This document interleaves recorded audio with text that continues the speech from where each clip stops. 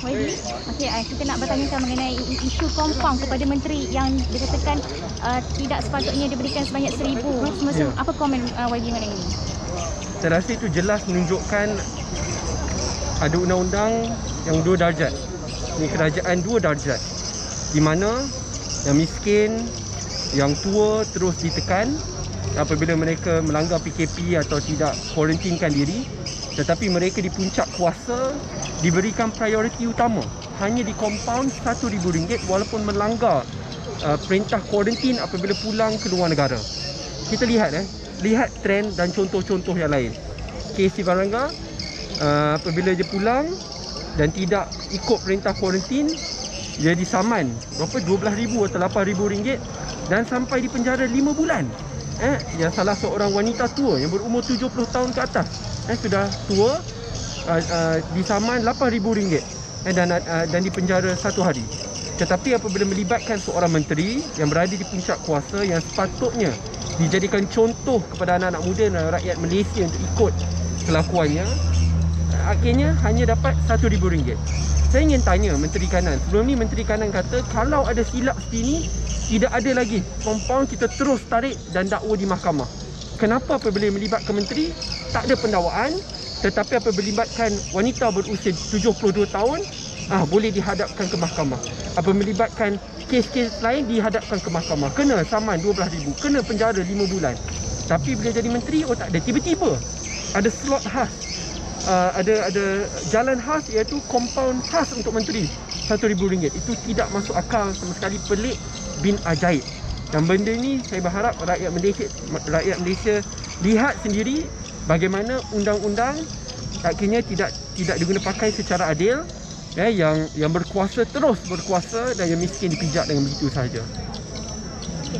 Wabi mengenai Barisan Nasional, dia membawa Datuk Seri Najib sebagai... Kejap, minta maaf, saya tambah lagi sikit. Lupa nak cakap.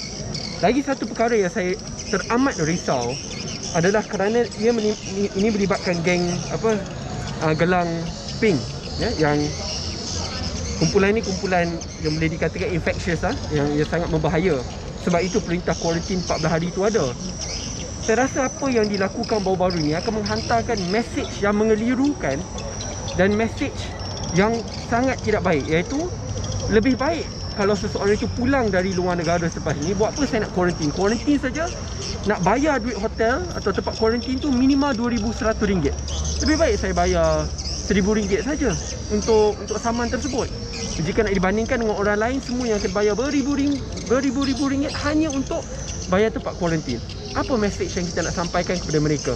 Selepas ini orang geng gelang pink tidak akan takut lagi, kerana apabila mereka ditangkap, mereka kata menteri boleh bayar RM1,000, saya bayar RM1,000 saja. Okey, jadi nak minta komen mengenai Barisan Nasional yang menggunakan Datuk Seri Najib untuk berkempen di Slim River, tapi masih dalam pertuduhan lagi. So apa komen lagi? Saya rasa komen saya petik daripada ucapan Datuk Rahman Dahlan, BPN Sabah. Sebab saya bila melibatkan parti lain ni, saya tak nak masuk campur sangat, tapi saya gunakan kata-kata dia. Dia sendiri, Rahman Dahlan, berkata bahawa tidak masuk akal taktik yang membunuh diri kalau kita bersandarkan harapan ke atas orang yang telah pun disabitkan di mahkamah ataupun orang yang ada kes-kes yang begitu besar sekali untuk menggerakkan jentera pilihan raya. Ini Rahman Dahlan, orang UMNO sendiri, bekas menteri di bawah kabinet Datuk Seri Najib Razak. Komen dia disasarkan kepada Bong Mukhtar. Kalau Bong Mukhtar pun dah dapat label tersebut walhal belum disabitkan di mahkamah, apatah lagi orang yang telah pun disabitkan di mahkamah. Okey? Wabi, komen Wabi, pengundi atas pagar.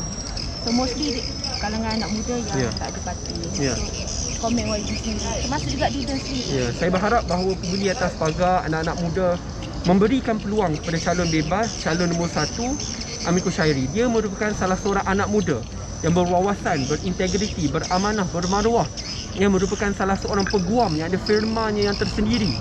Dan kalau tengok track rekodnya, politik khidmatnya begitu luas sekali. Dan yang lebih penting, kalau kita lihat pilihan raya kecil ini, ia tidak boleh merubah kerajaan. Tetapi jika kemenangan diberikan kepada Amikus Syairi, calon bebas nombor 1, ia akan menghantar satu mesej yang sangat jelas kepada kerajaan bahawa mereka tidak boleh jadi kerajaan dua darjat, di mana yang miskin ditekan dan yang berkuasa ada undang-undangnya yang tersendiri. Seperti kes yang melibatkan Menteri Taqiyuddin. Kita hantar mesej yang jelas bahawa jawatan-jawatan GLC tidak boleh digunakan pakai sebagai jalan untuk mengekalkan kuasa. Tidak boleh digunakan oleh ayah untuk memberikan jawatan kepada anaknya dengan surat-surat yang tersendiri seperti yang dibongkarkan pada beberapa hari lepas. Ini adalah masa untuk menghantar mesej supaya rakyat jelas menunjukkan bahawa kita perlu sistem seimbang yang kuat untuk pastikan bahawa Malaysia jadi lebih baik selepas ini. Sekiranya golongan atau